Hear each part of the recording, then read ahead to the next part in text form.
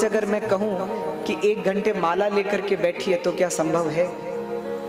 वास्तविकता में कहिएगा। आप लोगों से कहूं कि 1 घंटे माला लेकर के बैठिए और कृष्ण कृष्ण या राम राम जप करिए और एकाग्र होकर के, क्या संभव है?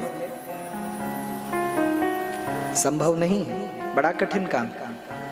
अच्छा, लोग मुझसे पूछ लेते हैं प्रायः कि महाराज जी हम ऐसा क्या करें कि हमारा मन वश में आ जाए, हमारा मन स्थिर नहीं होता, कोई साधन बताइए जिससे हमारा मन स्थिर हो।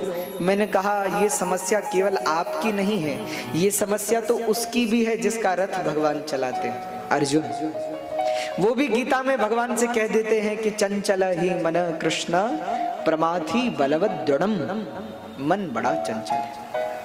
लेकिन मुझे लगता है कि जब आप कथा में बैठते हैं तो आपका मन सबसे अधिक स्थिर होता है, सबसे अधिक संयमित होता है।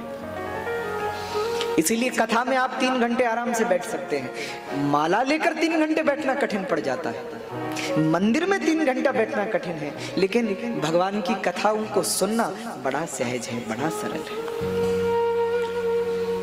तो श्रीमद् भागवत की इस मंगलमय यात्रा में आप और हम प्रवेश करने जा रहे हैं। ये भी एक यात्रा है। इस यात्रा में हमें बहुत कुछ जानना है, बहुत कुछ सीखना है, बहुत कुछ समझना है। तो हमारी ये यात्रा आज प्रारंभ होने जा रही है और आगामी 7 दिनों तक चलेगी। किसी ने मुझसे पूछा था कि महाराज जी कथा 7 दिन की ही क्यों होती, 4 दिन की, 3 दिन की, 5 दिन की क्यों नहीं होती? श्रीमद् भागवत कथा 7 दिन की ही क्यों होती है? मैंने कहा इसलिए क्योंकि 1 दिन कथा सुनो, 2 दिन कथा सुनो नहीं, बल्कि 7 दिन जीव को कथा सुननी चाहिए। सत्संग प्रतिदिन करना चाहिए। ऐसा नहीं कि हम केवल सोमवार को सत्संग करते हैं या मंगल को सत्संग करते हैं या बुध को सत्संग करते हैं, नहीं। सत्संग प्रतिदिन होने वाली क्रिया है, निरंतर होना चाहिए। इसलिए हमारे ऋषियों ने कहा सप्ताह, अपने संपूर्ण सप्ताह को भगवान की चर्चा में व्यतीत करो। कम से हैं अपने लिए भी लोगों के पास समय नहीं, तो बड़ा कठिन हो जाता है समय निकालना। लेकिन मैं एक निवेदन करूं, आप अपने परिवार के लिए समय निकालते होंगे, अपने ड्यूटी, अपने ऑफिस के लिए समय निकालते होंगे, अपने माता पिता, परिजन, मित्रों के लिए समय निकालते होंगे, लेकिन कुछ दिन आप अपने लिए निकालिए, कुछ दिन आप भगवान के लिए निकालिए।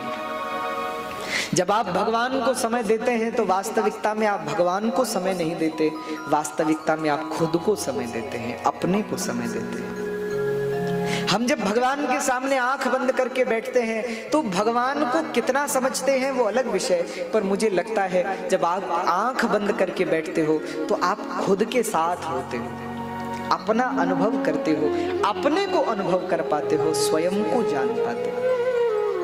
हमारे ऋषियों की ध्यान की क्रिया परमात्मा को जानने के लिए तो है ही, पर प्रथम स्वयं को जानने के लिए है। हम सब स्वयं को भूले हैं, खुद को भूल गए हैं। इतने व्यस्त हो गए हैं जीवन में कि अपनी भी स्मृति नहीं, अपने को भूल गए। इसीलिए इन 7 दिनों में आप स्वयं को जानिए। और मुझे लगता है ईश्वर अंश जीव अविनाशी, चेतन अमल सहज सुख राशि। जीव और कुछ नहीं, परमात्मा का एक छोटा सा मॉडल है। जैसे बहुत बड़े मंदिर का एक छोटा सा मॉडल बना लेते हैं ना, वैसे इस अनंत ब्रह्मांड का, संपूर्ण जगत का और परमात्मा का आप और हम सब छोटा सा मॉडल हैं। और स्वयं को जान लोगे तो परमात्मा को जानना फिर कठिन न रहेगा। इसलिए स्वयं को जानें, स्वयं का अनुभव करें। तो इन 7 दिनों में आप और हम यात्रा करेंगे अंदर की ओर, स्वयं तक की यात्रा आप और हम प्रारंभ करेंगे।